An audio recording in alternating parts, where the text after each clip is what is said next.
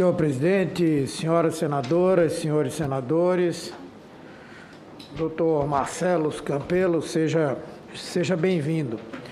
Eu vou fazer aqui uma linha do tempo e o senhor vai me dizendo mais bem objetivamente.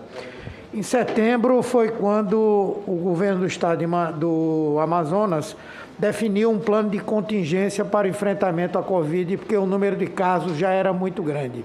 Está aumentando. Isso foi, à época, comunicado ao Ministério da Saúde. Sim. Sim. No dia 31 de dezembro, diante de um incremento ainda maior, o governo do Amazonas pediu ao Ministério da Saúde, entre outras coisas, recursos para a compra de respiradores, insumos, RH.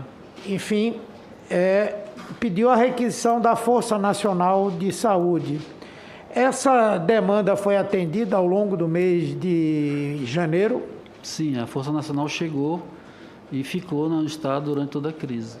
E esses outros componentes que foram demandados de equipamentos, de condições para a implementação de um hospital de campanha, essas coisas foram atendidas ou não? Nós tivemos atendimento de respiradores, bomba de fusão, de monitores, né?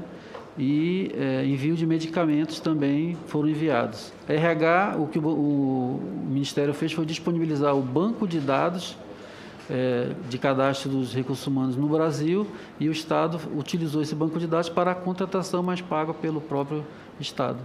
Isso é importante, presidente, e depois o relator precisa ver, porque, na verdade, a doutora Mayra, quando esteve aqui, ela disse que o Ministério da Saúde enviou uma série de profissionais, de médicos, de UTIstas, enfim, quando, na verdade, pela palavra do secretário, eles mandaram uma lista de pessoas que poderiam ser contratadas pelo governo do estado do Amazonas. O senhor, Vossa Excelência, Vossa Senhoria, se referenciou aqui, quando perguntado sobre essa questão da imunidade coletiva por transmissão em Manaus, não é? O senhor tem conhecimento de um estudo que foi feito pela Universidade Federal de Pelotas e que foi feito em Manaus também e que tentava medir a quantidade de pessoas que haviam sido contaminadas pela Covid-19 e que tinham resposta por intermédio de anticorpos? Foi no seu período ou no período anterior? Eu soube dessa pesquisa, foi feito através dos pesquisadores vinculados ao EMOAN, né, que eram com os pacientes que já haviam sido contaminados, etc., e o estudo do Qual foi o percentual de pessoas contaminadas em Manaus por essa pesquisa, por esse estudo? Se eu não me engano, era 70 e poucos %, eles afirmavam. Não, era bem menor do que isso, não chegava a 25%. Isso é importante pois não? Eu tenho uma pesquisa que falava que era mais. Eu não sei se é a mesma pesquisa que está relatando. Eu acho que era de 18% a 25%. Isso é importante para esse debate sobre a questão da imunidade de rebanho. Isso de fato confundiu em alguns dias o entendimento de muitas pessoas, achando que estariam aí. Ou seja, pessoas que foram identificados nela anticorpos, né? Uhum. Sendo que, se eu não me engano, em Manaus nós estávamos entre 18% e 25%, e a dita imunidade coletiva, ela se atinge quando se tem por volta de 70%. Ou seja, defender essa tese,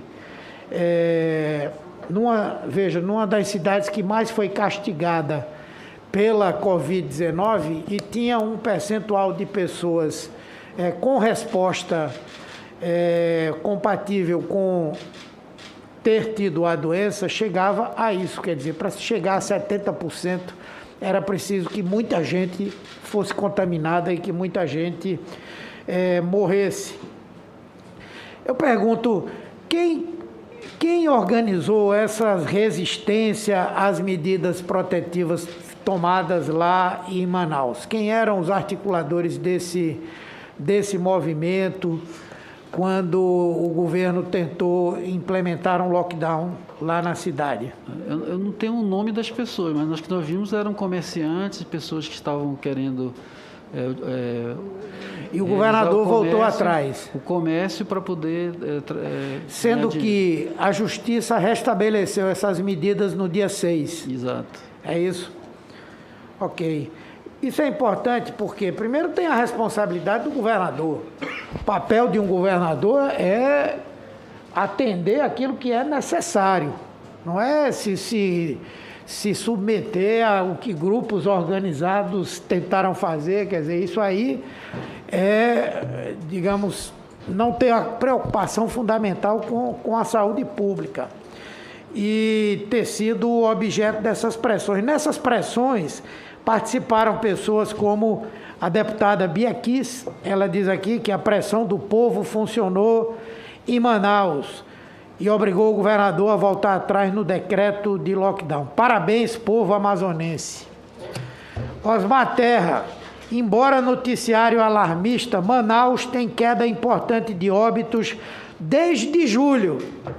O senhor disse que em setembro havia crescido violentamente, mostrando uma imunidade coletiva de rebanho em formação e se manteve assim até o último dia do ano. As escolas reabriram em setembro e não houve alteração da curva de óbitos, como mostra o gráfico. É patético. É o que ele defende desde o primeiro dia da pandemia e agora nós temos 500 mil pessoas que perderam a vida e ele continua defendendo a mesma ideia e fazendo a cabeça do presidente da República. E agora o outro foi o deputado Eduardo Bolsonaro. Primeiro Búzios e agora Manaus. Todo poder emana do povo. Se essas medidas tivessem sido implementadas ao final de dezembro, o senhor acha que teria conseguido poupar muitas vidas, que nós não teríamos vivido essa crise da falta de oxigênio que se manifestou no dia 7, exatamente por conta do colapso do sistema de saúde do Amazonas? As restrições elas ajudam a achatar a curva de contaminação e consequentemente, de necessidade de internação e de óbitos. Então, era esse o pedido da rede para poder dar um tempo de conseguirmos organizar mais a rede para a alta demanda explosiva que estava se efetuando. É uma coisa óbvia, em todos os lugares onde isso foi feito, a situação que o Amazonas enfrentou não aconteceu. E aí, veja, o protagonismo e a importância do presidente da República. Senhor relator, Bolsonaro classifica de absurda proposta de Arthur sobre lockdown em Manaus. A gente vê agora absurdos. O prefeito de Manaus falou que está esperando uma sugestão do governador para decretar o lockdown. Ô, cara, essa política acabou, cara. Eu falei lá em março que estava errada essa política. Está tudo dando certo, o que eu falei. Não tenho bola de cristal, não. É preciso ter um pouco de raciocínio, um pouco de estudo e coragem para decidir. Ser presidente, governador, prefeito não é sentar na cadeira e esperar a banda passar. Tem que tomar decisões em momentos difíceis. Veja a pressão que ele estabeleceu sobre o governo, sobre o governador e sobre o prefeito de Manaus. E ainda disse que está tudo bem. É diretamente responsável por essas mortes, senador Eduardo Braga. É diretamente responsável por essas mortes, por defender essas posições, como eu disse, estapafúrdias. Eu pergunto a Vossa Senhoria se quando houve aquela oferta de oxigênio da Venezuela, que terminou chegando e atendendo a uma certa demanda do município, se o governo do estado chegou a pedir que fosse deslocado um avião para buscar esse oxigênio na Venezuela. O que nós pedimos no dia 16 de janeiro, um apoio da Unicef, e a Unicef acedeu, mas precisava fazer via Ministério da Saúde. E esses pedidos foram feitos, foram registrados, os e-mails trocados, mas não aconteceu. Então, essa carga teve que vir por caminhão? A carga veio via rodoviária. Quantos dias isso dura? Vocês comunicaram ao Ministério da Saúde? O Ministério da Saúde... Liga o microfone. Vocês comunicaram ao Ministério da Saúde? Sobre o Unicef? Sim. Sobre o que o senador Sobre está buscar perguntando sobre a essa carga da carga. Venezuela. O senhor acabou de dizer que comunicou à Unicef, comunicou ao Ministério da Saúde. Não, a Unicef foi o pedido de ajuda. Ele perguntou o que nós estávamos fazendo. Sobre a Venezuela especificamente, houve um contato do estado de Bolívar, na Venezuela, que é um estado deles, para oferecendo a carga. E nós aceitamos e fomos buscar a carga. Inclusive, eu pessoalmente fui buscar lá na barreira, lá na BR-174, e levar, agradecendo ao povo venezuelano, etc. Quantos dias da cidade até chegar em Manaus? Senador, eu acredito que 2 dias em função do peso da carga e dos cuidados. Senador Humberto, Pois é, se só para tivesse... ajudar, só para contribuir, esse oxigênio chegou em Manaus no dia 20 de janeiro e o governo venezuelano disponibilizou no dia 14. Portanto, foram 6 dias. Importante, relator. Aqui já havia sido E a respeito dito. disso, o senador Eduardo disse que foram 6 dias. O seis- governo não se atentou a pedir um apoio do governo federal para isso? Nós pedimos apoio para aviões para fazer apoio logístico de oxigênio, né? E não tenho foram aqui registrado aqui o pedido nós fizemos para a Não, Unicef. que nesse foi caso feito. específico. Foram atendidos? De apoio, esse aqui é o apoio que nós fizemos para a Unicef. Não, a gente está perguntando Não, sobre para a isso aqui. Venezuela, não vejo um apoio específico para a Venezuela. Até porque a White Martins tem uma planta, tinha uma planta na Venezuela e estava trazendo oxigênio de lá. É porque o senador Eduardo está dizendo que teve um intervalo de 6 dias para chegar o oxigênio. O oxigênio venezuelano chegou em Manaus no dia 20 de janeiro, Sim, numa prova inequívoca que faltava oxigênio em Manaus. Bom, Senador Eduardo Braga, antes de chegar o oxigênio venezuelano, o Whindersson mandou para lá outros cantores sertanejos. O Paulo Gustavo Lima, Paulo Gustavo. Paulo Gustavo mandou antes Sim. o oxigênio. Esse oxigênio era recebido pelo Estado, o secretário. Aqui, veja bem, tem uma matéria feita pela UOL quero meu tempo. e que é assinada aqui pela jornalista Rosiane Carvalho, que o Campelo admitido que a crise permanecia. No dia 27 de janeiro, que a crise permanecia. Aquelas imagens, por exemplo, secretário, de pessoas com a mão naquele respirador manual, dentro do hospital, tentando dar uma sobrevida para as pessoas. Isso aconteceu nos hospitais de Manaus, não foi isso? Sim, nos hospitais que houve essa intermitência no fornecimento, sim. Pois é. Então não foi só 2 dias. Nós estamos começando a falar do dia 11 e já estamos no dia 27. Que Vossa Excelência mesmo, numa declaração, disse que nós estávamos com problema ainda. O abastecimento de oxigênio, existia vários tipos. Esse fornecimento dos artistas, que nós agradecemos e temos gratidão por isso, são oxigênios gasosos, que vêm naqueles tanques e podem ser transportados no voo comercial comum. Só que eles vêm com muita pouca quantidade para a rede. O oxigênio vindo da Venezuela foi oxigênio líquido, que não é qualquer avião que transporta. Tem que ser avião militar para transportar. Mas nesse caso, o ministro Ernesto Araújo, ele não tomou nenhuma providência, ele já foi ouvido aqui sobre isso. Né? Aí, agora, ontem eu estava assistindo a televisão, a vibração do embaixador, né? Diz, habemos cloroquina. Né? Aí, e a gente aqui tentando tirar alguma coisa, porque quando o senador Eduardo Braga pediu intervenção, ela de fato aconteceu. De direito não, porque o ministro foi para lá, passou mais de uma semana lá. E nessa semana você conversava com ele? Sim, o ministro passou, ele chegou no dia 10 e, se não me engano, foi embora no dia 13. Não, passou mais tempo Não. lá, amigo. Passou mais tempo. Ele passou no CCI um tempão, fez reunião com o White Martins. A equipe dele ficou mais tempo, toda a equipe dele, senador. Mas eu acho que na quarta-feira... Numa intervenção 15 branca, segundos. mesmo assim, não conseguia dar um telefonema para buscar o oxigênio na Venezuela. Senhor presidente, me reponha meu tempo aí, só para eu terminar, não faltou muito aqui não.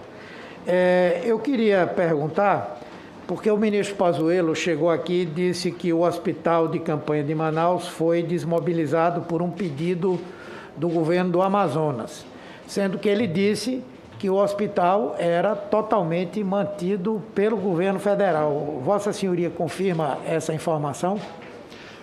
Eu queria até retificar uma informação aqui, senador Renan, sobre a questão do recurso. O aluguel em 2020 desse hospital foi pago com recurso federal, o aluguel, mas os contratos foram todos com recursos estaduais. Agora, o que o Ministério da Saúde fez no hospital, nós fizemos a alocação, fizemos os contratos de utilização daquele espaço, o Ministério entrou com respiradores, alguma estrutura, mas quem tocava o hospital era o governo do Amazonas. E quem pediu para desmobilizar o hospital? O hospital foi desmobilizado quando encerrou o contrato de locação em julho. Em julho, porque nós estávamos atendendo via Delfina Aziz, que tinha capacidade de receber os pacientes. Ok. O senhor ouviu falar de um estudo realizado no hospital que é chamado SAMEL, com o uso de uma droga chamada proxatulamida, que foi usada como mais uma dessas drogas milagrosas para o enfrentamento à Covid, num grupo de 600 pacientes, de que, aliás, o grupo que recebeu foi menor, e o CONEP relata que essa experiência foi feita sem apoio, sem autorização do CONEP, e que 200 pessoas teriam morrido. O senhor ouviu falar desse estudo? Teve alguma parceria com a Secretaria de Estado da Saúde ou não? Eu soube desse estudo apresentado pelos proprietários da SAMEL, mas eles fizeram essa experiência em municípios, se eu não me engano, Coari e outros municípios da rede. Então não tinha nada a ver com a secretaria, né? Sim. O senhor chegou a ouvir falar sobre o senhor Ricardo Zimmermann? Não, senhor. Seria um dos coordenadores desse estudo? Era importante que nós pudéssemos investigar mais a fundo essa situação. Bom, eu tive um contato com o dono da SAMEL, o médico, o dono da SAMEL, que falou sobre esse estudo. Mas, assim, o Ricardo Zimmermann, que pode ser da equipe que ele estava trabalhando, mas, assim, diretamente não. Bom, esse estudo teve aprovação do CONEP para realizá-lo, mas o desenvolvimento desse estudo foi eivado de uma série de irregularidades, inclusive com essa informação de que 200 pessoas teriam morrido. Acho que é importante depois nós investigarmos. Eu quero concluir, senhor presidente, só fazendo um resumo do que a gente viu aqui. Na minha opinião, Manaus foi uma espécie de experimento para o governo federal, não é? Acreditavam que a cloroquina seria capaz, juntamente com esses outros medicamentos, de promover um tratamento precoce, diminuir o número de pessoas acometidas e de mortes. E eu tenho convicção de que, por essa razão, os esforços para garantir o mínimo necessário para o enfrentamento à pandemia em Manaus não foi feito. Isso se confirma também pelo empenho que o presidente da República e vários de seus apoiadores tiveram para derrubar o decreto com as medidas protetivas que poderiam ter feito diferença nesse período lá de Manaus. É de registrar também a mentira que foi dita aqui pelo general Pazuello. Aliás, ele disse que tinha recebido no dia 7 a informação quando ele respondeu ao Supremo Tribunal Federal e ao Ministério Público naquele inquérito. E aqui disse que só teve conhecimento no dia 10. Então, é mais uma reafirmação de que ele faltou com a verdade aqui nesse ponto que é tão importante, e com isso houve uma demora em promover esse socorro. E por último, que não é menos grave, é que nós tivemos aí um governo que quando Manaus estava pedindo oxigênio, ele mandou cloroquina para ser utilizado pela população. Fez um trabalho para convencer os médicos da atenção básica a fazerem a prescrição desse medicamento. Então, eu acho, senhor relator, que Vossa Excelência tem aí pano para as mangas para que a gente dê uma resposta à população do Amazonas, à população de Manaus e à população brasileira. Porque ali, com toda certeza, sofreram muito mais as pessoas que vivenciaram aquela tragédia. Mas o povo brasileiro ficou horrorizado com aquele episódio que ali aconteceu.